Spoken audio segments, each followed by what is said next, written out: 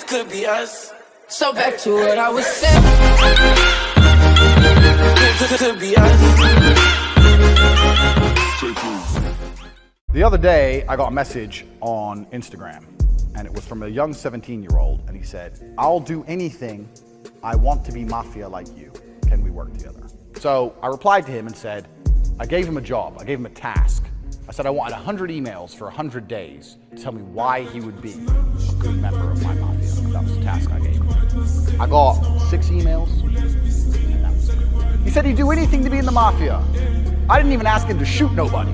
All he had to do was send me emails, and he didn't do it. Because everybody wants the success, everybody likes the idea of being something, but no one wants to do the work. Men are intrinsically wired to desire respect amongst our peers and in our environments. This is why CEOs work so hard, because they get respect in their company. This is why we all want so much money and fast cars and status and influence, because we're respected.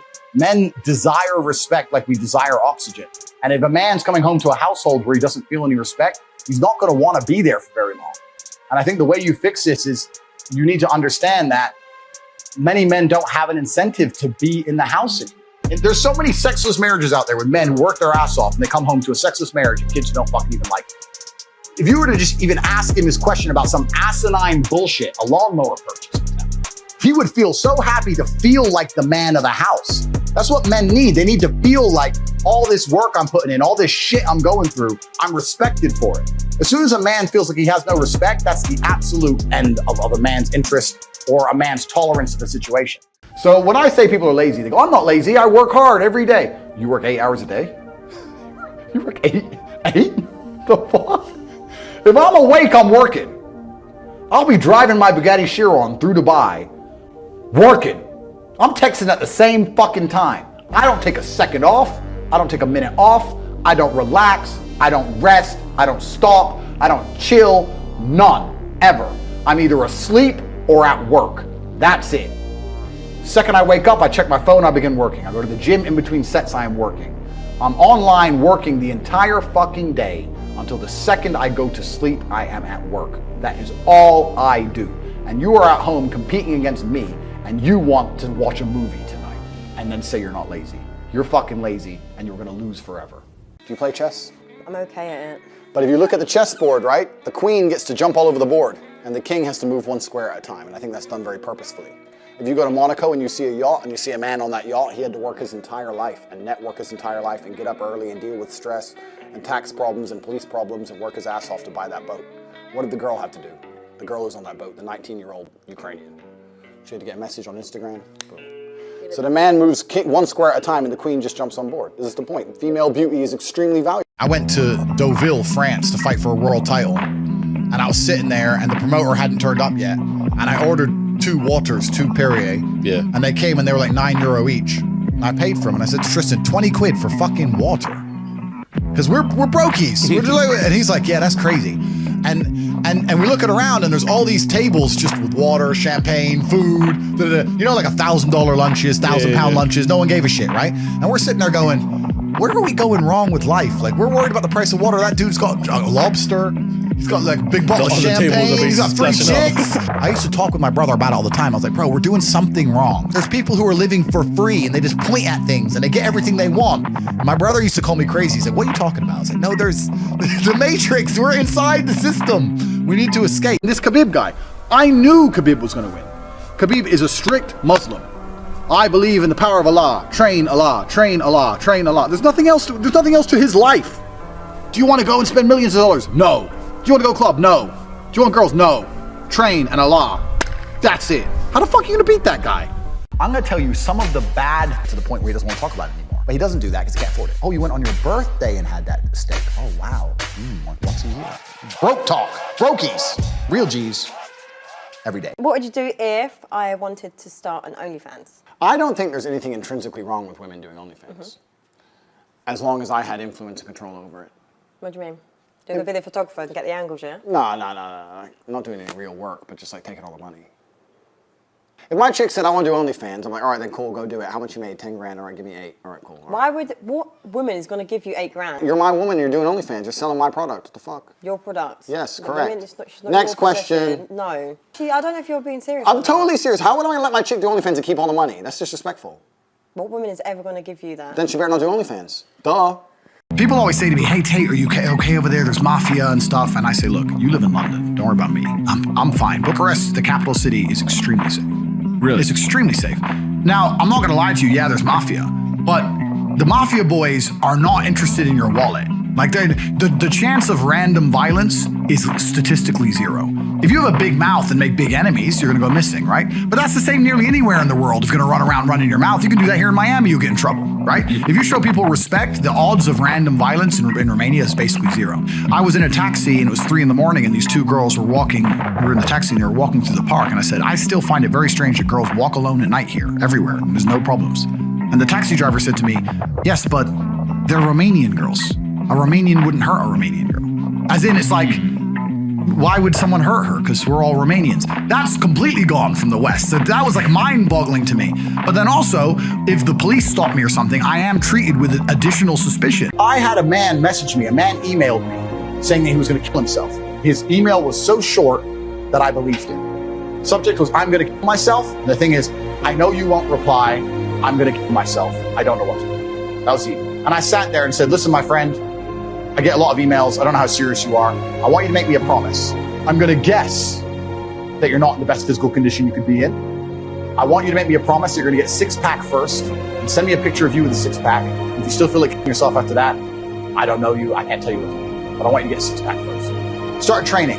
By the time he started sending me physique updates of him in a better condition, he started sending me huge emails of apology and thank you, saying you saved my life. I can't believe I was thinking of killing myself. You can't believe he changed. I knew a girl who was exceptionally pretty. She was from Moldova. She married a prince in Dubai. I spoke to her. I said, how is it? She goes, oh, it's amazing. She sent me a picture of her with the tigers. I'm living with these tigers and I get to stay in the house and I drive his McLaren and my life is great and blah, we're going to have kids soon, da, da, da, da. And I'd say, oh, like, so what's it? Is he there much? She's like, no, he's not here. He's always away working. He has royal duties, blah, blah, blah.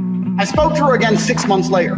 She goes, oh, I'm miserable. It turns out he wasn't working. He's sleeping with all these other girls. Anyway, the point is, then she started saying, I feel like I'm a prisoner. I can't go anywhere. So her perfect dream life, the same scenario changed based on her feelings for the man. It went from the perfect setup to a prison based on her personal feelings for the man. And this is why it's so dangerous to be a man nowadays. Because in my scenario, I can have a girl who works for me, who's in love with me and enjoy everything. And as soon as she finds out I don't want to be with her in a long-term way, then she can sit and say, he forced me, and they will change. When I was in school, I was on the school bus in Indiana. How old was I? 6 or 7? And there's these 2 kids who were maybe 9 or 10 who used to pick on me from behind, right? And they used to pick on me on the bus all the time. And I came home to my dad and I said, they picked on me. He goes, well, what are you gonna do about it? I was like, well, I don't know what to do. They're bigger than me. So anyway, they kept picking on me. After about 2 weeks later, I remember one of them slapped me on the side of the face and it stung. And I turned around my lunchbox and smashed him clean in the face. It was a plastic Batman lunchbox. It was blue. And when I hit him, it splintered and it cut him. So blood squirting everywhere all over the school bus, right? And the 2 bullies are like, now they crap themselves because the kid they picked on all of a sudden just turned around and smashed him in the face. So as the bus stopped, I turned around, smashed him and ran off the bus. So as I ran off the bus, I ran all the way home, like scared. And I got home when I just had the handle of the lunchbox. That's all I had left. And my dad saw me and he instantly said, let's go buy a new lunchbox. And we went to the Walmart and he said, I'll buy you as many of these as you need, son. What do you believe about depression? I believe feeling depressed is real. I do not believe it's a disease that you catch from the sky and you cannot affect. I believe that no matter what happens, you have control of your own mind and you can fight against it. I believe if you change your circumstances in your life, you may feel different. I'll give you a quick example. I had a guy who emailed me saying he was clinically depressed and he was going to kill himself. I obviously am not a psychiatrist, I'm not a doctor. I told him, because I replied to my emails. I said, have you been to a psychiatrist? He said, yes, I'm clinically depressed. I've been on these pills, this amount of time. I'm on antidepressants, it doesn't work. I said, I don't know what to say to you besides this. Listen, go to the gym, get a 6-pack first. Once you've got a 6-pack, email me again. If you still feel like yourself, I don't know what else to say to you. But I'd say strong body is a strong mind, go train. He went, he started sending me progress pictures, emailing me him getting in better shape, and eventually got a 6-pack. He's now a professional bodybuilder. And he said, I can't believe I was considering that. I feel so much better, etc. The doctor was telling him he was clinically depressed and couldn't cure it. He started taking control of his own life, and now he felt better. So sitting here saying, I don't believe in clinical depression, you don't believe in depression. No, I don't. I believe that people can take control and fight against things. Right. I believe in personal sovereignty. So me and my brother were walking down Chisinau, Moldova. It's 2 a.m. We had these 3 girls with us. We're walking, we're talking to the girls in English. And this guy goes, "Oh, American." I go, "Hi." He goes, "Oh, you come here to bang bang." I'm like, "What? You come here, oh yeah, you come here, no." And by the time he said that, 4 of his friends had got out of the car and they jumped us. Because they knew Americans have come to this shithole country to fuck our women. Why else am I there? Why else would I be in Chisinau, Moldova? It's not for all the beautiful girls. They knew exactly why I was there. I knew why I was there. The girl, everyone understood the interaction, and the Moldovan men are just like, "Fuck you. We're not gonna let you come here and just bang our women. Why would we?" They're super nationalistic, super right wing, and that's happened to me twice. You know what's crazy? Even though they attacked me, I respect them for it. I've had people come to me and go, "Andrew, I want to start a makeup brand." Okay. I need 200 grand. Why? I need to get makeup, and I need to get labels, I need to get packaging, and I'm gonna get it all shipped in, and then and I sell some, blah, blah. That is the wrong way to look at business. Here's how you start a makeup brand. I say, make a fucking website, get some images of makeup, do your advertising or your marketing or whatever you were gonna do, put it on the internet without any makeup in stock, and see if you can sell. Because if you start to sell, now you have money. Now you can email each customer and say, "Sorry for the delay. There's a shipping delay. We're gonna give you a free lip gloss." And now you got money coming in. You can start to source some makeup. If you don't sell anything, then the idea would have never worked in the first place, and you haven't wasted 200 grand on boxes of fucking makeup. My point is this.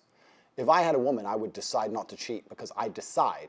However, I would not see my infidelity as nearly anywhere near even 1% as disgusting as female infidelity, because female infidelity involves emotion.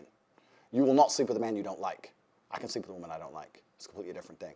I can be head over heels in love with a woman, ready to die for her, ready to take a bullet for her, protect her, give her all the money in the world, make sure she has a beautiful family, a nice big house, all of it. And I'll still fuck that bitch. Watch me. How much of it is dependent on your mentality and your belief as a youngin? People decide to be pawns.